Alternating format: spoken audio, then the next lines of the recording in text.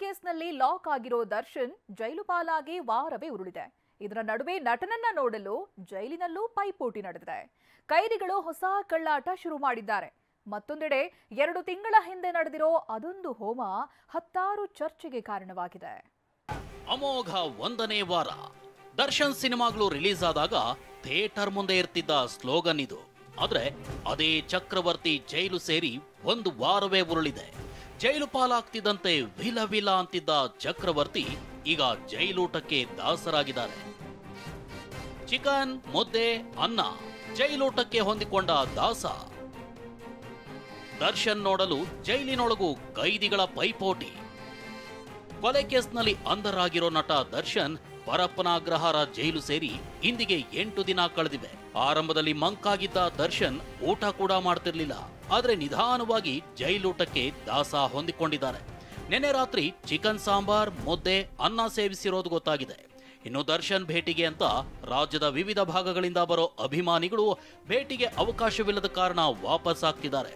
ವಿಷಯ ಏನಂದ್ರೆ ಜೈಲಿನೊಳಗೂ ದರ್ಶನ್ ಭೇಟಿಗೆ ಕಳ್ಳಾಟ ಶುರುವಾಗಿದೆ. ಅನಾರೋಗ್ಯದ ನೆಪ ದರ್ಶನ್ ಸೆಲ್ ಮುಂದೆ parade.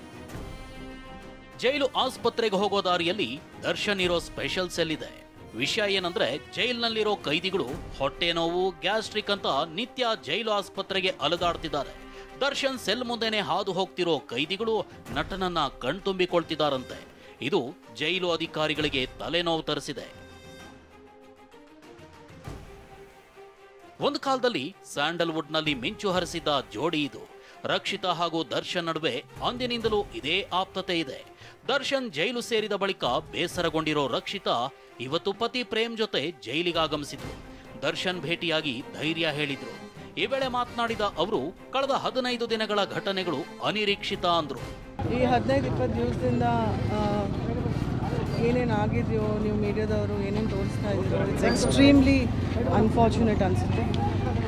I would just like to say that nobody is above the law and may justice prevail. ಇನ್ನು ಪ್ರೇಮ್ ಕಾನೂನಿಗಿಂತ ಯಾರೂ ದೊಡ್ಡವರಲ್ಲ ಅಂದ್ರು. ಸ್ನೇಹಿತರು, ನನಗೂ ಸ್ನೇಹಿತರು, ಎಲ್ಲರಿಗೂ ಸ್ನೇಹಿತರು. ಬಟ್ ಎಲ್ಲದಕ್ಕಿಂತ ಹೆಚ್ಚಾಗಿ ಒಂದೇನಪ್ಪ ಅಂದ್ರೆ ಇದು ಕಾನೂನಲ್ಲಿದೆ, ಇದರಲ್ಲಿದೆ, ಕೋರ್ಟಲ್ಲಿದೆ. ಸೊ ಅದರಿಂದ ನಾವು ಯಾರು ಏನು ಮಾತಾಡೋಕೆ ಹೋಗಬಾರ್ದು. ರೇಣುಕಾ ಸ್ವಾಮಿಯವರ ಆತ್ಮಕ್ಕೆ ಶಾಂತಿ ಸಿಗಲಿ ಅಂತ ಬೇಡ್ತಾ, ಕಾನೂನು ಪ್ರಕಾರ ಏನೆಲ್ಲ ಆಗಬೇಕು ಅದು ಆಗ್ತಾ ಇದೆ, ನಡೀತಾ ಇದೆ. ಸೊ ಹಾಗೆ ಆಗಲಿ, ಕಾನೂನು ಮುಂದೆ ನಾವು ಯಾರು ದೊಡ್ಡವರಲ್ಲ. ಮತ್ತೊಂದೆಡೆ ದರ್ಶನ್ ಸ್ನೇಹಿತೆ ಪವಿತ್ರ ಗೌಡರನ್ನ ಜೈಲಿನಿಂದ ಬಿಡುಗಡೆಗೊಳಿಸಲು ಅವ್ರ ಪರ ವಕೀಲರು ಪ್ರಯತ್ನ ಆರಂಭಿಸಿದ್ದಾರೆ. ಇಂದು ಪವಿತ್ರರನ್ನ ಭೇಟಿಯಾದ ಲಾಯರ್ ಮಾಹಿತಿ ಸಂಗ್ರಹಿಸಿದ್ದಾರೆ. ಪ್ರಕರಣದ ಬಗ್ಗೆ ಪವಿತ್ರ ಗೌಡಗೆ ಏನೂ ತಿಳಿದಿಲ್ಲ. ಜಾಮೀನು ಅರ್ಜಿ ಯಾವಾಗ ಹಾಕೊಳ್ಬೇಕು ಅನ್ನೋ ಬಗ್ಗೆ ಚರ್ಚೆ ಮಾಡಿದ್ದೀವಿ ಅಂದ್ರು. ಇವಾಗ ಸದ್ಯಕ್ಕೆ ನಾವು ವಿ ಆರ್ ವೇಟಿಂಗ್, ಯಾವಾಗ ಬೇಲ್ ಹಾಕ್ಕೊಳ್ಬೇಕು ನೋಡೋಣ. ಅದ್ರ ಬಗ್ಗೆ ಸ್ವಲ್ಪ ಡಿಸ್ಕಷನ್ ಮಾಡಕ್ಕೆ ಹೋಗೋಕೆ ಬಂದಿದ್ದೆ. ಬಿಕಾಸ್ ಅವ್ರಿಗೆ she is not aware of it. ಇದ್ರ ಬಗ್ಗೆ ಏನನ್ನೋದೇ ಅವ್ರಿಗೆ ಗೊತ್ತಿಲ್ಲ. ದರ್ಶನ್ ಒಳ್ಳೆ ಕೆಲಸಗಳೆಲ್ಲ ಮುಚ್ಚಿ ಹೋದವು ಎಂದ ಗಾಯಕಿ. ಇನ್ನು ದರ್ಶನ್ ಜೈಲು ಪಾಲಾಗಿರೋ ಬಗ್ಗೆ ಗಾಯಕಿ ಶಮಿತಾ ಮಲ್ನಾಡ್ ಕೂಡ ಬೇಸರಗೊಂಡಿದ್ದಾರೆ. ಪತ್ನಿ ವಿಜಯಲಕ್ಷ್ಮಿ ಅವರನ್ನ ಭೇಟಿಯಾಗಿ ಧೈರ್ಯ ಹೇಳಿದ ಶಮಿತಾ ಅವರು ಸ್ಟ್ರಾಂಗ್ ಆಗಿದ್ದಾರೆ. ಅವ್ರು ನಮಗೆ ಧೈರ್ಯ ಹೇಳಿದ್ರು ಅಂದ್ರು. ಅಷ್ಟೇ ಅಲ್ಲ, ಈ ಕೇಸ್ನಿಂದ ದರ್ಶನ್ ಒಳ್ಳೆ ಕೆಲಸಗಳು ಮರೆಯಾಗಿವೆ. ಆದ್ರೂ ಆದಷ್ಟು ಬೇಗ ಅವರು ಜೈಲಿನಿಂದ ಹೊರಬರ್ತಾರೆ ಅನ್ನೋ ಭರವಸೆ ಹಂಚಿಕೊಂಡ್ರು. ತುಂಬ ನೋವಾಗುವಂಥ ವಿಷಯ ಏನು ಅಂತಂದರೆ ಅವ್ರು ಮಾಡಿರುವಂಥ ಎಷ್ಟೋ ಕೆಲಸಗಳು, ಎಷ್ಟೋ ಒಳ್ಳೆ ಕೆಲಸಗಳು ಇಷ್ಟು ವರ್ಷದಲ್ಲಿ ಮಾಡಿರುವಂಥದ್ದೆಲ್ಲ ಮುಚ್ಚೋಯ್ತು. ಈಗೆಲ್ಲರೂ ಮಾತಾಡ್ತಾ ಇರೋದು ಬರೀ ಈ ಕೇಸ್ ಬಗ್ಗೆ. ಅವ್ರಿಗೆ ಜೈಲು ಆಗಲಿ ಅನ್ನೋ ಥರನೇ ಎಲ್ಲರೂ ಬಯಸೋ ಥರ ಆಗಬಾರ್ದು ಅನ್ನೋವಂಥದ್ದು ನನ್ನ ಮನಸ್ಸು ಹೇಳಿತು. ಖಂಡಿತವಾಗ್ಲೂ ಅವರು ಆಚೆ ಬರಬೇಕು, ಬರ್ತಾರೆ. ಸಾರಥಿಗೆ ಕಾಡ್ತಿದೆ ಸಾಡೆ ಸಾತಿ. 2 ತಿಂಗಳ ಹಿಂದೆ ಸಿಕ್ಕಿತ ಮುನ್ಸೂಚನೆ. ಸುದರ್ಶನ ಹೋಮ ಮಾಡಿಸಿದ್ರು ತಪ್ಪದ ಗಂಡಾಂತರ. ದರ್ಶನ್ಗೆ ಎದುರಾಗಿರೋ ಸಾಲು ಸಾಲು ಗಂಡಾಂತರಗಳಿಗೆ ಸಾಡೆ ಸಾತಿ ಕಾರಣ ಅನ್ನೋ ಚರ್ಚೆ ನಡೀತಿದೆ.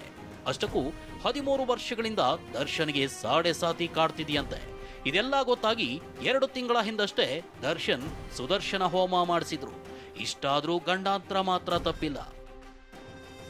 ಆನೇಕಲ್ನಿಂದ ರಾಮು ಜೊತೆ ಮಂಗಳಾ, TV9 ಬೆಂಗಳೂರು.